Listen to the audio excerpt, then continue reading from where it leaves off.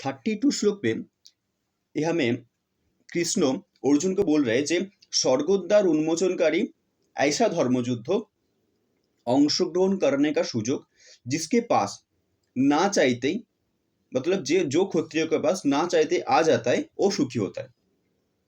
स्वर्गोद्वार उन्मोचनकारी ऐसा धर्मयुद्ध जो क्षत्रियों के पास ना चाहते भी आ जाता है वो सुखी होता है। स्वर्गोद्वार उन्मोचनकारी धर्मयुद्ध होता क्या है? फर्स्ट होता है जो स्वर्गोद्वार उन्मोचनकारी मतलब आप जो काम कर रहे हैं ना, आपका काम का जो पर्पस है, आपका काम का जो इम्पोर्टेंस है, ये जब आप जान के कुछ काम कर पाएंगे तब क्या होगा, वो काम से आप खुश रह सकता है। वो काम जब आप अचीव कर पाएंगे आपका मन में भी आनंद मतलब एक खुशी आएगा, ठीक है, जिसके कारण आप सुखी हो सकते हैं। सुखी शब्द का अर्थ क्या है? आप सुखी कब होता है? लोग सुखी तब होता है जब वो शांत मतलब खुद के साथ मिल जाता है। शांति मतलब जिसके खुद के साथ मतलब आपके साथ आमी के साथ जब मिल जाता है तभी लोग जाके सुखी होता है। पहले तो यहाँ में 2 स्टेप है सुखी होने का। First step, 2 step by step है, मतलब ऐसा नहीं अलग सोच लीजिए 2 स्टेप को। पहले आप आपका नेचर के अकॉर्डिंग काम कीजिए, पहला स्टेप। सेकेंड स्टेप है जब आप नेचर के अकॉर्डिंग काम करते जाएंगे और वही काम का जो मोह है वो आप छोड़ देंगे, तब क्या होगा, तब सेकेंड स्टेप आएगा जे आप आपके साथी धीरे धीरे करके मिल जाएंगे, मतलब आपके अंत हो जाएगा, मतलब शांति आएगा आपका मन में तब आएगा जब आप जो काम कर रहे ये काम के इम्पोर्टेंस आप जानता है। फर्स्ट। सेकेंड क्या है ये भी आप अच्छे से जानता है, ठीक है। ये दो चीज जब आपका ये दो चीज का जो अंडरस्टैंडिंग जब आपका मन में क्लियर हो जाएगा तभी जाके आप सुखी हो सकता है। इसके लिए कृष्ण क्या बोल रहे हैं? कृष्ण बोल रहे हैं जो तुम्हारा अभी जो काम है इसको करो। एक काम सबको मिलता नहीं है, जो तुमको आज मिल गया है एक करो। एक करने से ही तुम जो चाह रहे हो सुख वो तुमको मिलेगा। क्लियर हो गया? ठीक है। उसके बाद बोल रहे हैं किंतु तुम्ही जो युद्ध ना करो, अच्छा तुम युद्ध नहीं करोगे तब क्या होगा, तुम्हारा जो सीओ धर्म है और तुम्हारा जो कीर्ति है ये भ्रष्ट होगा और पाप भोग होगा। कृष्ण भी यह में अर्जुन को डरा रहे जो तुम पापी हो जाओगे। ठीक है। बोल रहे हैं कि तुम्हारा जो सीओ धर्म मतलब तुम्हारा जो धर्म है तुम्हें क्षत्रिय हो, क्षत्रिय का धर्म क्या है? क्षत्रिय का धर्म है देश सेवा करना, देश को रक्षा करना, ये होता है क्षत्रिय का धर्म। आपका भी एक धर्म है, हमारा भी एक धर्म है, सबका अलग अलग धर्म है। जब तुम्हें नहीं करोगे तब क्या होगा, तुम्हारा जो सीओ धर्म है मतलब तुम्हारा जो खुद का धर्म है वो भ्रष्ट हो जाओगे और तुम पापी भोगोगे, पाप भोगोगे। पाप और पुण्य होता क्या है, कब लोग एक पाप भोग करता है और कब लोगों को पुण्य मिलता है? आपका मन में जो बिलीफ है ये मैं बोल रहा हूँ। आप जब किसी को कुछ दान कर देंगे मतलब मेरा बहुत ही ज्यादा पुण्य मिल गया, ठीक है। आप पूजा पाठ कर रहे हैं आपका पुण्य हो गया, ठीक है। उसके बाद दान हो गया, पुण्य हो गया, ये दान हो गया, पूजा पाठ हो गया, इसी से आप आपका पुण्य मिलेगा, ये आप सोच लेता है। फर्स्ट चीज। सेकेंड चीज, पाप कब मिलेगा? आप जब किसी को बुरा चीज बोल देंगे, मतलब बुरा भला कुछ भी चीज होगा आप जब बता देंगे वो हो जाएगा आपके लिए, आप उसके लिए पापी भोगी हो जाएंगे। आप किसी को मार देंगे मतलब उसका जब मौत हो जाएगा तब क्या होगा, आप उसके लिए भी पापी भोगी होगा, ठीक है। लेकिन इधर में और कृष्ण तो पूरा उल्टा चीज बोल रहे हैं। कृष्ण बोल रहे हैं जे तुम युद्ध करो और मारो, जो तुम्हारा जो शत्रु है उसको मार दो, तब क्या होगा, अर्जुन भी तो पापी भोग होगा। अर्जुन भी तो पापी भोगी होगा, लेकिन अर्जुन को ये पाप भोगने के लिए कृष्ण प्रेरित कर रहा है, बोल रहे हैं तुम्हें नहीं करोगे तो तुम पापी भोगी होगे। मतलब आप जो सोच रहे हैं उसका अलग चीज, उसका पूरा विपरीत डायरेक्शन है। आपका जो सोच है, आप पापी कब भोगी होता है? आप पापी भोगी तब होता है जब आप किसी को मार देंगे, किसी को बुरा भला कुछ बोलेंगे, ठीक है, तब आप पापी भोगी होंगे। और उसके बाद पुण्य कब मिलेगा? जब किसी को दान कर देंगे, मतलब आपके पास जो है वो किसी को डोनेट कर रहे, पूजा पाठ कर रहे, ठीक है, ये आप सोच लेते हैं आप पुण्यवान हो रहे हैं। लेकिन इधर में उल्टा चीज बोल रहे थे, आप मार दो। तुम्हारा सीओ धर्मों को पालन करने के लिए एक क्षत्रिय का धर्म होता है देश को रक्षा करना, इसके लिए तुम्हारा जो शत्रु है उसको मारना ही तुम्हारा सबसे बड़ा धर्म है, और उसको तुम और वो चीज तुमको करना ही पड़ेगा, और वो तुम नहीं करोगे तो तुम पापी भोगी होगे। पूरा उल्टा डायरेक्शन, पूरा पूरी उल्टा डायरेक्शन में हो रहा है, ठीक है। चलिए धीरे धीरे आपको समझ में आ जाएगा। যে সমস্ত जो लोग है वो तुमको অকীর্তিহীনতার मतलब अकीर्तिहीनतार कथा बात बोलेगा। अर्जुन एक बहुत बड़ा वीर था, अर्जुन एक बहुत बड़ा योद्धा था, अर्जुन एक बहुत बड़ा धनुर्धर था, ये सब लोग जानता है। लेकिन जो अर्जुन भी पहले श्लोक में बताया था, अर्जुन भी नपुंसक जैसा, सॉरी ये थोड़ा गलत वर्ड है, तो अर्जुन भी नपुंसक जैसा एटीट्यूड दिखाएगा, तब अर्जुन का जो अकीर्ति होगा, इसका रीजन क्या है? अर्जुन खुद है।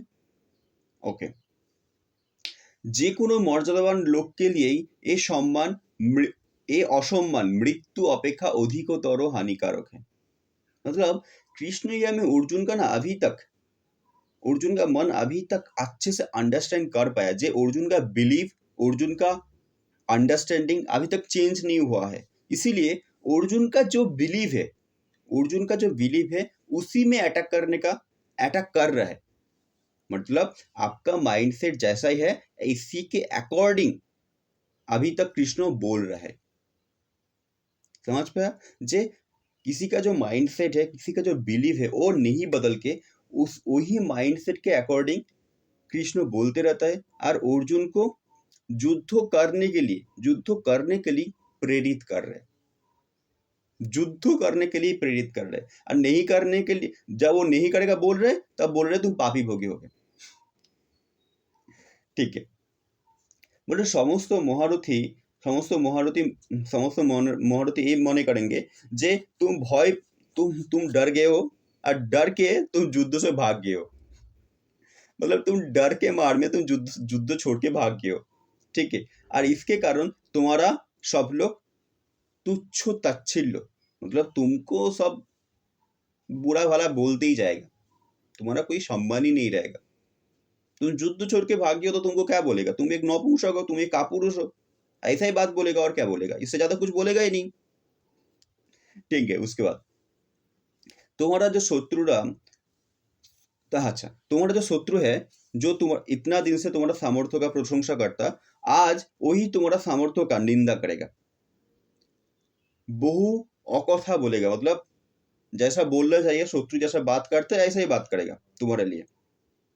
इससे दुखदायक चीज होता क्या है? तुम्हारा शत्रु भी तुम्हारा अपमान कर रहे हैं, जो तुम्हारा शत्रु है वो भी तुम्हारा अपमान कर रहे हैं, जो महारथी था वो भी तुम्हारा अपमान कर रहे हैं। इससे दुखदायक चीज होता क्या है? इससे अच्छा है तू मर जा, इससे अच्छा है तू एक क्षत्रिय है, तू युद्ध छोड़ने से अच्छा है तू मर जा।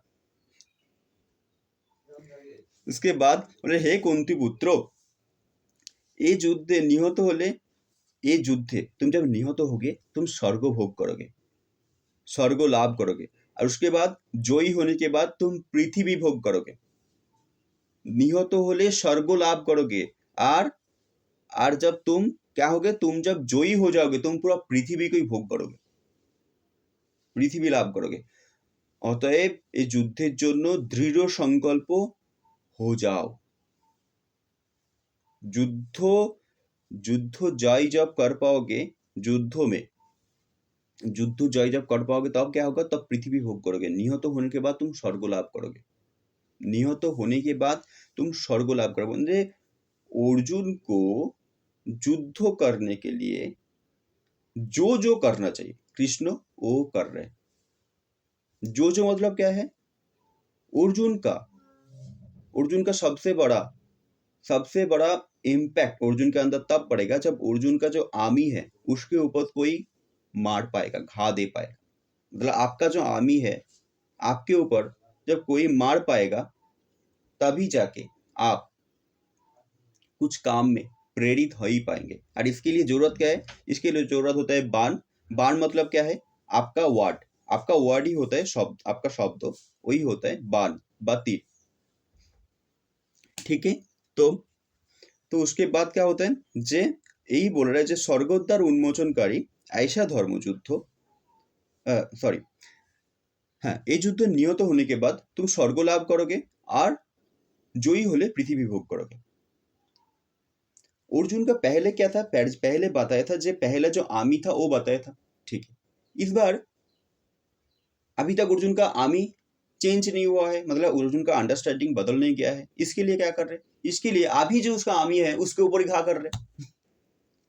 मतलब पहले बताया था, पहले जो आत्मा का जो बात है वो अच्छे से बोला था। ठीक है, लेकिन अर्जुन का अभी तक आर्मी के जगह में ही है। अर्जुन का आर्मी अभी बाहर में ही है, बॉडी में ही है, अंडरस्टैंडिंग अभी तक चेंज नहीं हुआ है। उसके लिए क्या करेगा? तो बाहर में जैसा अर्जुन है, जिसके लिए अर्जुन का मान सम्मान अपमान दुख जो भी चाहे हो रहा है, तो उसके ऊपर घा करो, उसके ऊपर वार करो। यही कृष्ण कर रहे हैं। इस बात देखिए, सबसे इंपॉर्टेंट एक श्लोक है 38, सुख दुखे समकृता लाभालाभ হই জয়া জয় তত যুদ্ধাযুজ্যস্ব নৈবং পাপম ব্যপসসি। सुख दुख लाभ हानि जय पराजय, जो सब कुछ को एक जैसा मान के युद्ध कर पाएगा वही कोई भी पाप भोगी नहीं होगा। सुख दुख लाभ हानि जय पराजय, सुख दुख। इस बार ये करके चीज लेता हूं। पहले आपका मन में सुख कब आता है? सुख तब आता है जब आप कुछ अच्छे चीज कर लेंगे। मतलब आप सपोज सोचिए, जे आप एक डॉक्टर है, डॉक्टर का काम क्या है? डॉक्टर का काम है रोगी का इलाज करना। जब आप रोगी का अच्छे से अच्छे इलाज कर पाएंगे तब क्या होगा? तब आप सक्सेसफुल हो जाएंगे।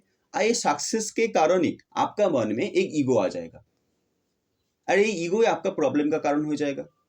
ठीक है, इस बार आप वो पेशेंट का अच्छे से इलाज नहीं कर पाया और आपका पेशेंट मर गया, तो इसके लिए क्या होगा? आपका मन में दुख आएगा, डिप्रेशन आएगा, जैसे मैं एक डॉक्टर होने के बाद भी पेशेंट का इलाज नहीं कर पाया।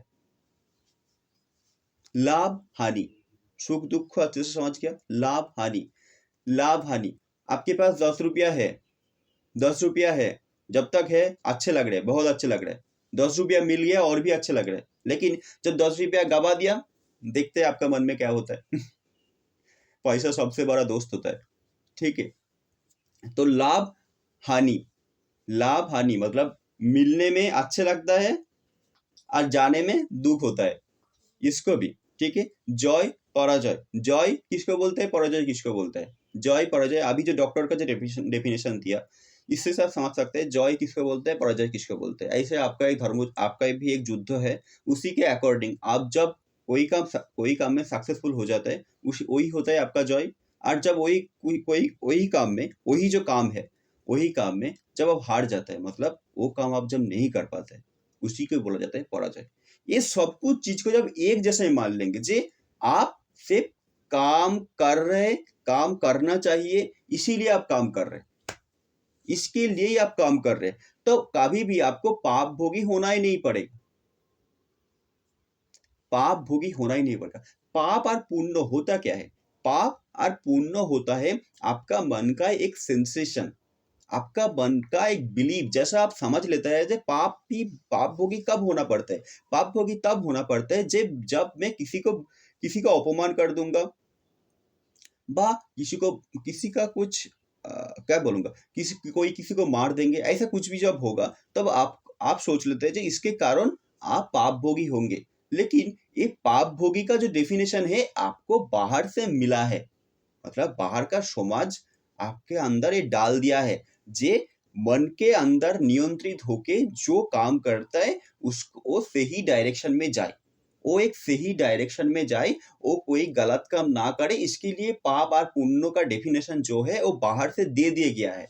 मतलब ये आपका अंडरस्टैंडिंग के ऊपर था, ये बाहर का जो चीज वो आपका अंडरस्टैंडिंग के ऊपर था। ऐसा कोई आपके ऊपर इम्पैक्ट पड़ेगा ऐसा कुछ होता नहीं है। तो ये एक मन का ही सेंसेशन है। ये जो आप एक बिलीव बना के रख देता है, पाप और पुण्य एक बिलीव बना के रख देता है। लेकिन जब आपका जो आर्मी है इसका अंडरस्टैंडिंग जब क्लियर हो जाएगा, जब आप अच्छे से जान पाएंगे कि आप खुद कौन है, आप क्या है, तब आपके लिए पाप और पुण्य सिर्फ एक वर्ड है और कुछ नहीं है। और ये आर्मी का डेफिनेशन जानने के लिए आप अगले वीडियो भी देख सकते हैं। अगले वीडियो में अच्छे से बताया था।